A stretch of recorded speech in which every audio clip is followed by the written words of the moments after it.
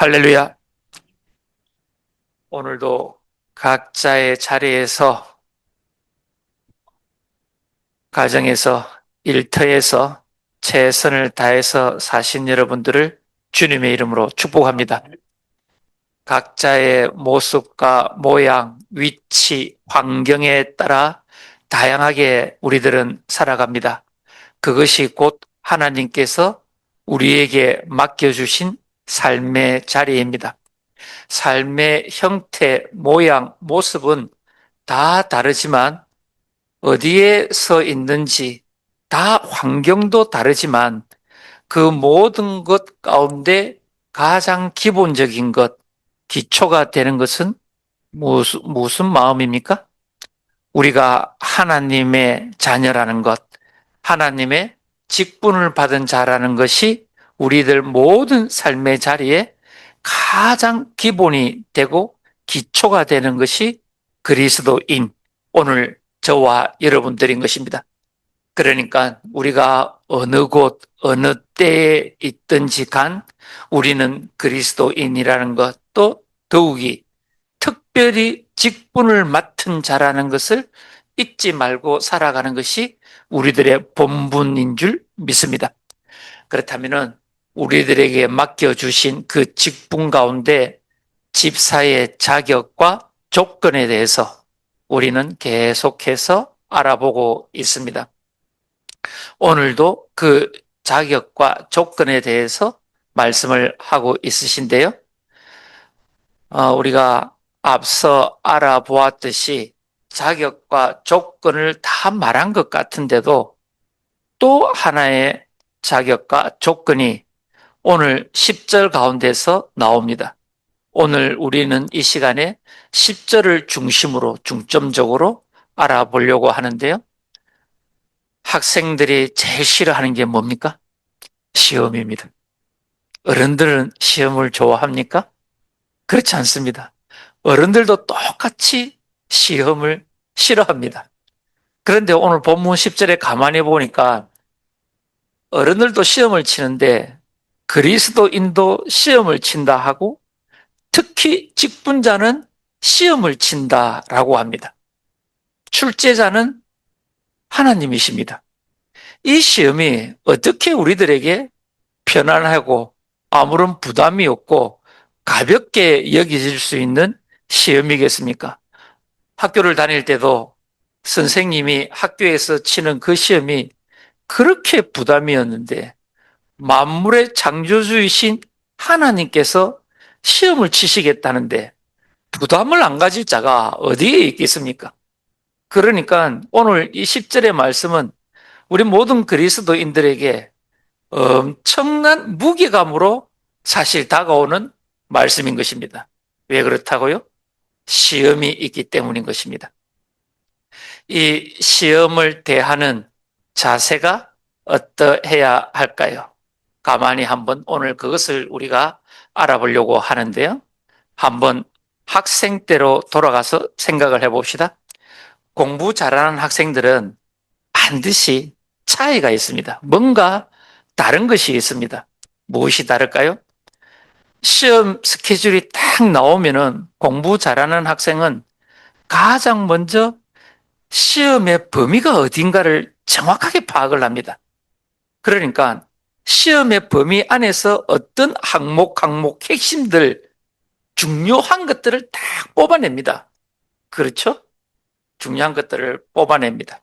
그리고 또 공부를 잘하는 학생, 성적이 잘 나오는 학생들의 특징은 평가하는 교수의 스타일을 잘 압니다. 이 교수님은 무엇을 중점적으로 보고 평가를 하는지, 이해력이든지, 안 그러면 암기력이든지, 평가하는 교수들마다의 특징이 있습니다. 그러니까 교수의 특징을 잘 파악을 합니다. 그 다음에 마지막 한 가지는 무엇입니까? 시험 일정을 정확하게 머릿속에 두는 사람입니다. 그렇다면 그 일정에 맞추어서 이 공부 잘하는 학생은 컨디션을 조절합니다. 처음부터 가볍게 공부를 차곡차곡 기초를 쌓았다가 점점점 갈수록 쫙 끌어올립니다. 에너지와 집중도를 쫙 끌어올립니다. 그래서 시험날 당일에 모든 에너지를 확 쏟아붓습니다. 이것이 공부 잘하는 아이들의 딱 특징이 있습니다. 가장 먼저 무엇을 잘 알아야 한다고요? 다 까먹어버렸었네. 금방 말씀드렸는데. 범위를, 그죠? 항목이 무엇인가를 잘 알아야 됩니다. 그렇다면 오늘 하나님께서 우리들에게, 직분자들에게 시험을 하시겠다라고 하시는데 범위를 알아야 할 것 아닙니까? 어떤 항목들로 시험을 할 것인가, 그거를 잘 파악을 해야 됩니다. 그런데 이 범위와 시험의 항목들은 이미 하나님께서 다 말씀하신 것들입니다. 어디에 이미 말씀하셨습니까? 특히 집사는 8절과 9절에서 다 말씀을 하셨습니다. 8절이 무엇입니까? 외면적인 것입니다. 외향적인 것입니다. 겉으로 드러나서 평가할 수 있는 항목들입니다. 곧 무엇이라고 8절이 말씀합니까? 정중할 것. 그러니까 모든 사람들에게서 존경을 받을 만한 사람, 곧 이런 사람들은 어떤 사람들입니까? 다른 사람을 잘 배려하는 사람들입니다. 그래야 존경을 받지 않겠습니까? 존경받는 사람. 그 다음에 일구이연하지 않는 사람, 곧 진정성 있는 사람입니다. 말과 행동이 같은 사람, 일치하는 사람, 그 사람의 삶의 태도가 진정성이 있는 사람. 그리고 무엇입니까? 술에 임박히지 않는 자라고 했습니다. 술에 임박히지 않는 것은 특정한 것에 중독되지 아니하고 자기 자신의 절제력, 통제력을 가지고 있는 사람입니다. 술이 그렇고 쾌락이 그렇고 도박이 그렇고 마약이 그렇고 모든 것들은 중독성을 가지고 있습니다. 명품을 구입하는 것도 중독성입니다. 이 모든 것들을 통제할 수 있는 자제력을 가지고 있는 것이 시험 항목입니다. 또 8절의 마지막이 무엇이었습니까? 더러운 일을 취하지 않는 것. 그러니까 곧 탐욕의 마음이 없는 것. 불법을 저질러서라도 내가 부자가 되어야 되겠다는 그런 악한 마음, 탐욕스러운 마음이 없는 사람. 부자가 되는 것은 하나님께서 얼마든지 축복하고 권장하는 것입니다. 단 조건이 있습니다. 정직한 부자여야 된다라고 하는 것입니다. 그러니까 이렇게 외형적으로 판단되어질 수 있는, 눈으로 보고 느끼고 평가할 수 있는 외형적 항목을 시험 항목이다 라고 8절에 이미 말씀을 하셨습니다. 그 다음 9절은 무엇입니까? 내면적인 것입니다.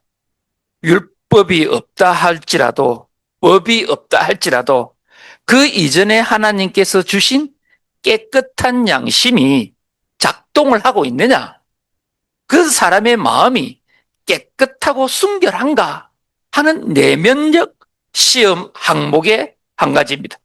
그 다음 두 번째 내면적 시험 항목이 무엇입니까? 믿음의 비밀을 가지고 있느냐, 곧 십자가의 제 사함을 믿느냐, 부활의 새 피조물 된 것을 믿느냐, 그리고 예수님께서 재림하실 때에 우리 모든 믿는 자들은 저 새 하늘과 새 땅 가운데 갈 것이라는 믿음과 소망을 가지고 이 땅에서 다가오는 모든 어려운 것들을 이겨내고 그 시험을 당하는 다른 사람들에게 권면하고 응원하고 지지하고 용기를 주어서 다시 살아갈 소망을 전달해 줄 수 있는 믿음의 비밀을 가지고 있느냐라고 묻는 것이 시험의 항목인 것입니다. 그러니까 우리는 얼마나 똑똑한 사람입니까? 그죠? 하나님께서 시험을 치시겠다는데 이미 그 항목들이 무엇인지, 시험 문제가 무엇인지 이미 우리는 다 알고 있는 것입니다. 알고 시험을 치는 자인 것입니다. 그러니까 얼마나 편하고 좋습니까? 그 다음에 이 시험의 평가자가 누구인가 우리는 압니다. 옆에 부부가 아닙니다. 내 자녀도 아닙니다. 우리들 일상의 시험의 그 평가자는 누구입니까? 하나님입니다. 그러니까 너무 편하고 좋지 않습니까? 하나님의 말씀에만 합당하면 됩니다. 그죠? 다른 사람의 눈치를 볼 것이 없다는 것입니다. 왜요? 시험의 출제자와 평가자는 하나님이시기 때문인 것입니다. 그러니까 우리는 벌써 두 가지를 압니다. 시험의 항목이 무엇인지, 시험의 평가자가 누구인지, 제출자가 누구인지 압니다. 여기까지는 좀 쉽게 갈 수가 있습니다. 그 다음 가장 중요한 것이 하나가 남아 있습니다. 시험 일정입니다. 시험 날짜입니다. 하나님께서 자, 문제 줬고 평가가 누가 하는가 줬습니다. 그 다음에 날짜까지를 딱 주시면은 몇 날, 며칠, 몇 시에 어디에서 시험을 친다 하면은 우리는 열심히 공부해서 그 길교에 지금 여기에 모여서 자, 시험 문제 풀면 됩니다. 그죠? 쭉쭉쭉 어떻게 살았고요? 어떻게 했고요? 어떻게 누구를 도왔고요? 적어내면 됩니다.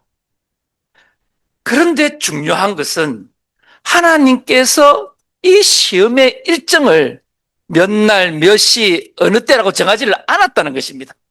이것이 이제 가장 큰 숙제 중에 숙제인 것입니다. 그렇다면 하나님께서 우리들에게 점검하는 그 시험의 날짜는 언제일까요? 도대체 그 시험 치는 날은 언제일까요?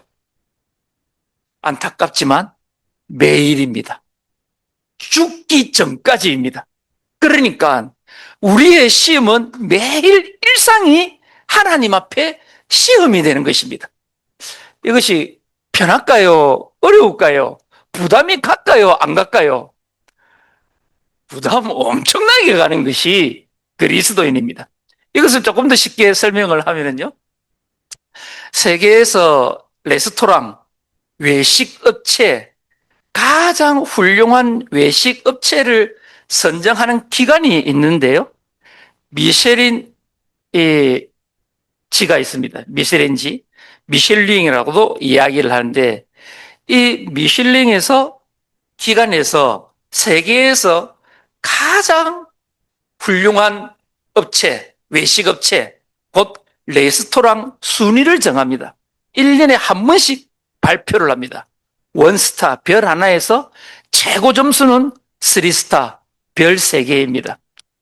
우리 박 선생님이 고기를 끄덕끄덕 하시는 걸 보니까 외식업체에 있으니까 누구보다 잘 알 것입니다. 이 원스타만 된다 하더라도 아주 명예와 그 영향도와 인지도는 하늘 끝까지 올라갑니다. 정말 말할 수 없는 큰 영향력을 가지는 외식업체이고 또 셰프가 되는 것으로 인정을 받습니다.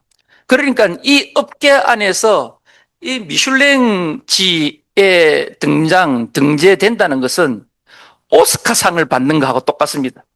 그래미상을 받는 것하고 똑같습니다. 그만큼 세계적으로 큰 영향력을 가지고 있습니다. 프랑스가 주도를 합니다. 그렇다면 이렇게 권위가 있고 영향력이 있고 인지도가 있는 이 미슐랭의 원스타에서 3스타까지 하는 그 시험 항목을 알아야 될 것 아닙니까? 그죠? 그 특정한 항목이 있을 것 아닙니까? 업체를 할 때요. 재료는 신선한가? 맛은 있는가? 친절한가? 청결한가?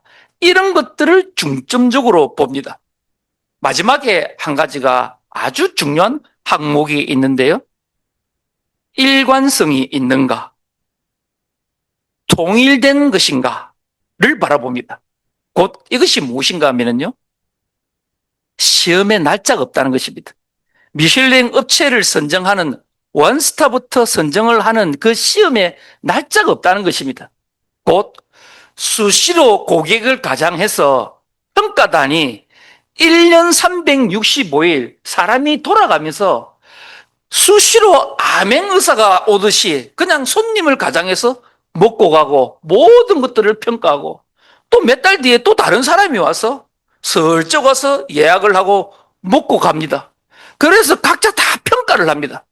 그러면은 시험 날짜만 굉장히 열심히 준비를 했다가 꼭 고3 수험 수능 치는 것 같이 빵 한 방에 터져버리는 그런 시험이 아니라는 것입니다.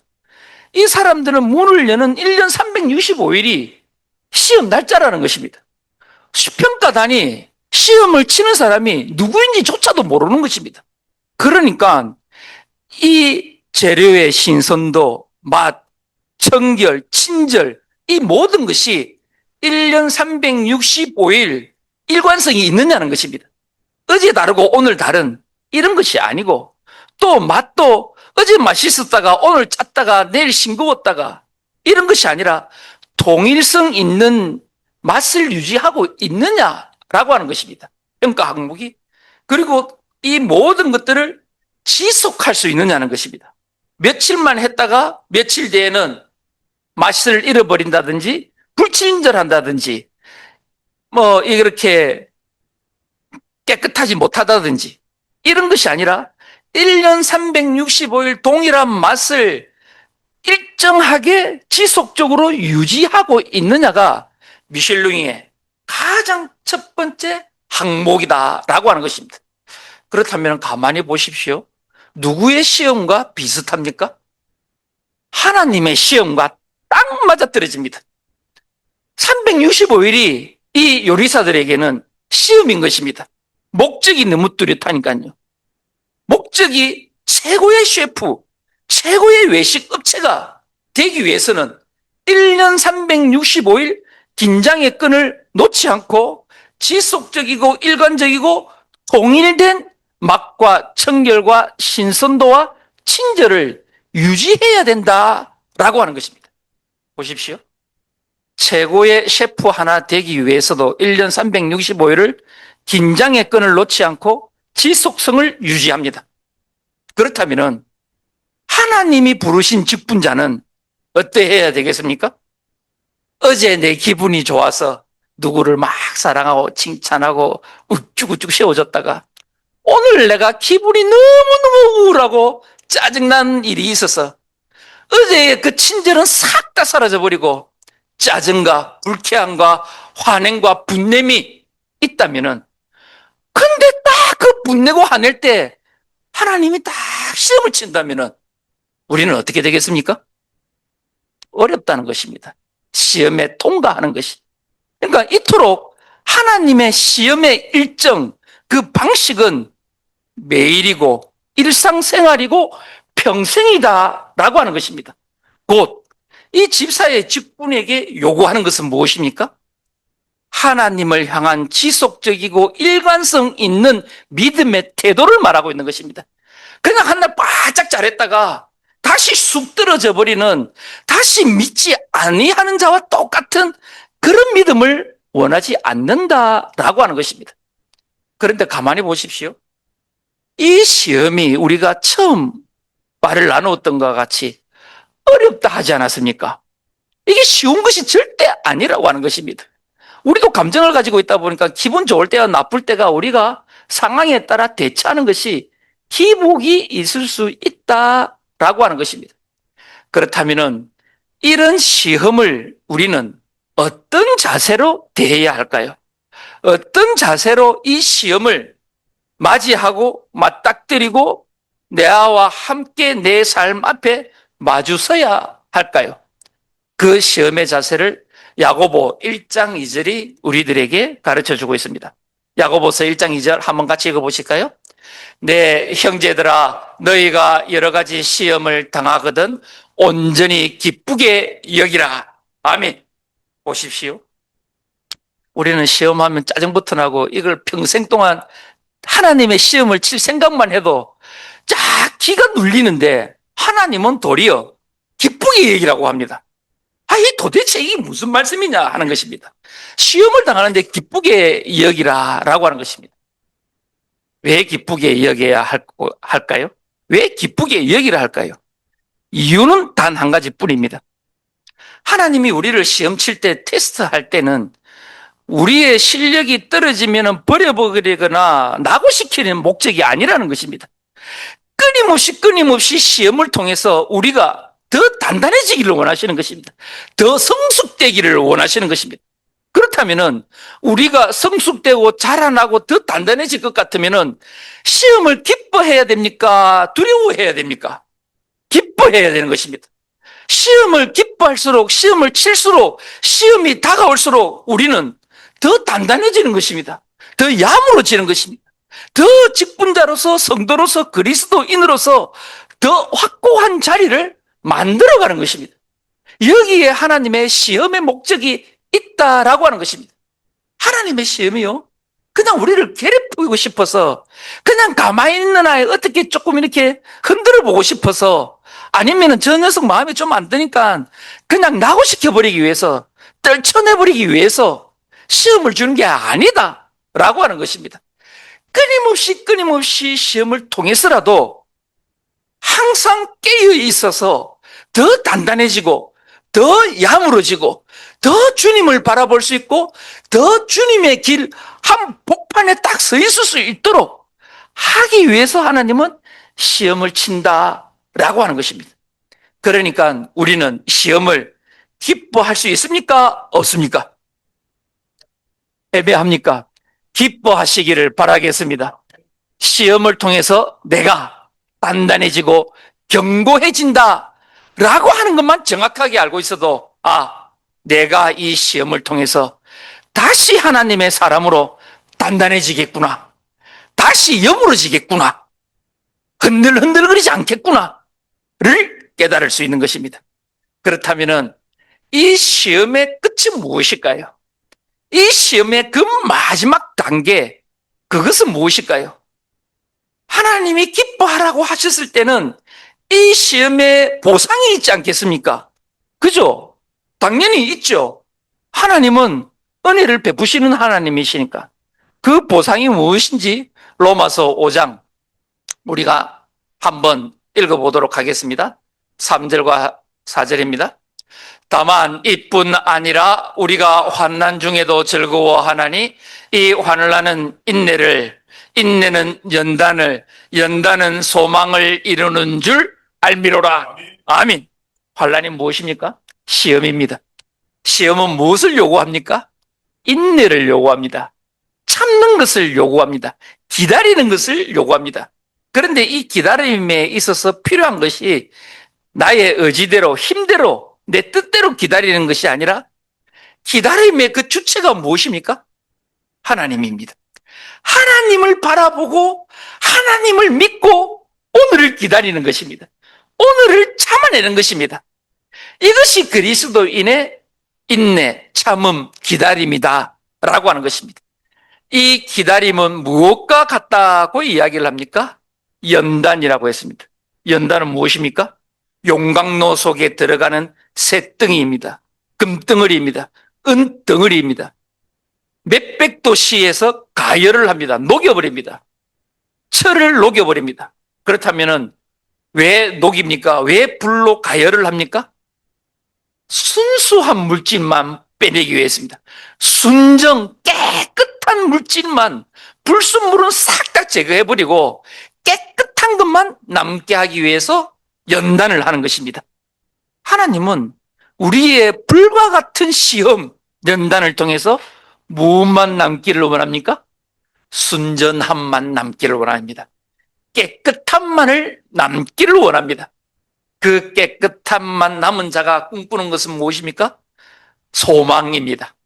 이 소망은 무엇입니까? 구원에 대한 소망입니다. 그 숱한 인내와 연단을 거친 후에 그 마지막의 소망은 무엇입니까? 하나님의 나라에 대한 구원. 그 구원이 우리들에게 소망이다라고 하는 것입니다. 이 소망을 가진 자가, 천국에 대한 소망을 가진 자가 오늘 이 땅 가운데 살아갈 때에 얼마나 어렵고 힘든 일이 많습니까? 그럼에도 불구하고 그 어렵고 지치고 괴롭고 풀리지 않는 일들, 장애물들, 그 앞에서도 살아낼 수 있는 힘, 견뎌낼 수 있는 힘, 기다려낼 수 있는 힘은 무엇입니까? 우리의 소망이 천국에 있는 줄 믿기 때문인 것입니다. 이 고통, 연단, 불과 같은 연단, 그것으로 끝나버리는 게 우리의 인생이 아니라는 것을 알기 때문에 우리의 소망은 결국에 저 천국에 있는 것을 알기 때문에 불과 같은 시험을 견뎌낼 수 있고 인내할 수 있고 참아낼 수 있는 것입니다. 이렇게 우리 시험의 그 끝에 있는 결과물, 하나님이 주시는 그 시험의 끝자락에 있는 선물이 무엇인지 우리는 잘 알고 있고 믿고 있어야 하는 것입니다.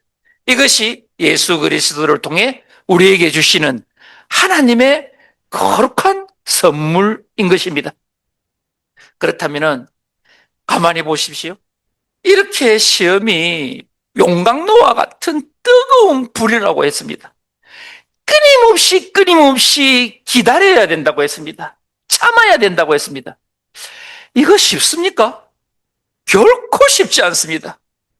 답이 보이지도 않고 눈에 잡히지도 아니하는 그 어떤 실체를 가지고 오직 하나님만 바라보고 기다린다는 것이 말처럼 그렇게 쉽지가 않다는 것입니다. 그리고 불과 같은 연단, 몸이 타들어가는 듯한 아픔, 괴로움, 고통, 그것을 견뎌내면서까지 참아내는 것이 우리들에게는 쉽지 않다는 것입니다. 녹록하지 않다는 것입니다. 그러면은 이렇게 어려운 시험을 하나님은 발짱 끼시고 뒷짐지시고 가만히 내려다보면서 그래, 얼마나 참고 있는지 한번 지켜보자. 그래, 얼마만큼 고통을 잘 견뎌내는지 내가 한번 지켜보고 있을게. 왜? 시험이니까. 테스트니까. 네가 통과되어야 되니까. 라고 하시면서 뒷짐지고 가만히 계실까요? 하나님은 결코 그렇게 말씀하지 않으십니다. 우리들에게 새로운 소망을 주십니다. 그 소망이 무엇일까요? 시험을 당하는 자에게 하나님께서 주시는 그 소망이 무엇일까요? 히브리서 4장 15절 16절은 우리들에게 아주 큰 소망의 선물의 말씀을 주십니다. 한번 읽어보실까요? 우리에게 있는 대제사장은 우리의 연약함을 동정하지 못하실 리가 아니요 모든 일에 우리와 똑같이 시험을 받으신 이로되 죄는 없으시니라. 그러므로 우리는 긍휼하심을 받고 때를 따라 돕는 은혜를 얻기 위하여 은혜의 보좌 앞에 담대히 나아갈 것이니라. 아멘. 15절이 뭐라고 그럽니까? 아무런 죄가 없으심에도 불구하고 주님은, 예수님은 모든 시험을 다 당했다고 합니다. 모든 시험입니다. 우리가 겪고 있는 지금 차마 다른 사람들에게 말하지 못할 정도의 그 시험, 괴로움, 고통, 수치스러운 일, 그것까지도 주님은 이미 다 알고 계시고 겪으셨던 시험이다 라고 하는 것입니다. 겪으신 이 주님께서 지금 겪고 있는 우리들에게 못 도우실 것이 무엇이 있겠습니까? 이미 다 경험하시고 이미 다 겪어보셨고 그 고통과 유혹과 아픔과 괴로움이 얼마나 크고 깊고 빠져나오지 못할 정도의 쇠사슬같이 무겁게 올가매고 있다는 것을 주님은 이미 너무나도 우리를 잘 알고 있다는 것입니다. 왜? 당신이 겪어보셨기 때문에. 그래서 주님은 우리들에게 무엇을 할 수 있다고 15절에 말씀하고 있습니까? 동정하지 못하실 리가 아니요. 우리가 겪고 있는 이 시험을 불쌍히 여기신다라고 하는 것입니다. 알고 있다는 것입니다. 네가 얼마나 긍휼히, 얼마나 지금 고통을 당하고 있는지, 얼마나 불쌍한 존재인지, 얼마나 불쌍히 여김을 받아야 되는지, 네게 은혜가 얼마나 필요한지, 주님이 이미 지금 우리가 시험을 당하는 이 고통을 낱낱이 세밀히 모든 아픔과 괴로움을 다 알고 있다라고 주님이 지금 우리들에게 말씀하고 있는 것입니다. 이렇게 다 아시는 주님이 무엇이라고 다시 우리들에게 권면하고 요청하고 있습니까? 16절 다시 한번 읽어보실까요? 그러므로 우리는 긍휼하심을 받고 때를 따라 돕는 은혜를 얻기 위하여 은혜의 보좌 앞에 담대히 나아갈 것이니라. 아멘. 내가 지금 하나님 시험 받고 있습니다. 미치도록 괴로운 시험을 받고 있습니다. 도저히 빠져나오지 못할 것 같습니다. 내 발목에 새스랑이, 새사슬이 도저히 끊어낼 수 없는 무게와 두께와 강한 것들이 나를 붙들고 점점 더 깊은 물속 가운데로 끌어내리고 있습니다. 하나님 미친 것 같습니다. 쾌락이, 돈이, 명예가, 미움이, 저주함이, 원망함이 미치도록 나를 고통스럽게 끌고 나가고 시험하고 있습니다. 이럴 때 주님이 지금 어떻게 하랍니까? 모든 때에 긍휼하심을 받고 때를 따라 돕는 은혜를 얻기 위하여 하나님 이런 나를 도와주십시오. 은혜를 베풀어 주십시오. 이런 마음을 가지고 어떻게 하랍니까? 은혜의 보좌 앞에 담대히 나갈 것이니라. 아멘. 우리가 시험을 당하고 있을 때, 괴로워하고 있을 때에 내 혼자 서서 새벽 기도에 머리를 치저 뜯어가면서 기도하고 살려주십시오. 이길 힘을 주십시오. 가 아니고 내가 갖고 있는 모든 괴로움과 고통을 가지고 은혜를 베푸시고 긍휼히 여기시는 주님 앞에 가라는 것입니다. 던져버리라는 것입니다. 맡겨버리라고 하는 것입니다. 이것이 하나님께서 오늘 시험을 당하는 우리들에게 주시는 말씀인 것입니다. 무슨 뜻입니까? 나는 알아. 네가 그 시험이 너에게 얼마나 힘든 것인지, 얼마나 고통스러운 것인지, 얼마나 네가 이기기 힘든 시험인 것인지 알아. 알고 있어. 그러니까 그 시험을 가지고 내게로 와. 나에게로 와. 나와 같이 그 짐을 나누어지자니까 내가 대신 그것을 지어줄게. 네 짐을 작게 해줄게. 라고 지금 말씀해주고 있는 것입니다. 오늘 모든 사람들은, 모든 그리스도인들은, 또 특별히 직분을 맡은 모든 자들은 오늘 하루뿐만 아니라 평생을 하나님 앞에 시험을 치는 사람들입니다. 그 시험 순간순간 때때마다 우리는 힘들어할 수 있습니다. 괴로워하고 아파할 수 있습니다. 그때마다 하나님은 혼자 이기라고 말씀하시는 것이 아니라 그 짐을 가지고 내게로 와. 내게로 달려와. 그러면은 내가 자비를 베풀어 줄게. 은혜를 베풀어 줄게. 내가 너의 짐을 나누어 줄게. 라고 약속해 주시는 우리 하나님이신 것입니다. 그러니까 우리가 평생을 시험을 친다 할지라도 그 부담감이, 그 압박감이 얼마나 작아지고 수월해집니까? 그렇지 않습니까? 그런 시험에 깨어있는 마음으로 항상 주님과 있어야 된다라고 말씀하시는 것입니다. 항상 너희의 일상의 생활들이, 일상의 마음이, 일상의 생각들이 주님을 향해 있고 주님을 찾고 주님께로 나아오는 그것이 참된 시험을 치는 직분자, 집사의 자격이다 라고 말씀하시는 것입니다. 하나님은 한 번의 시험을 딱 쳐서 완벽한 하나님의 종, 하나님의 직분자를 만들어 가시지 않습니다. 하나님은 점진적으로 일관성이 있게 통일성을 가지고 지속적으로 하나님의 말씀을 따르고 사는 자를 오늘도 찾고 있고 이어서 계속 찾고 있는 줄 믿습니다. 이 시험에서 우리는 한 명 나고자 없이 어떠한 상황 가운데서도 주님을 바라보고 주님을 의지하고 주님의 힘을 덧입고 힘겹게 사는 것이 아니라 기쁨으로, 즐거움으로 하나님의 시험을 감당해내고 살아가는 저와 여러분 되시기를 주님의 이름으로 축복합니다.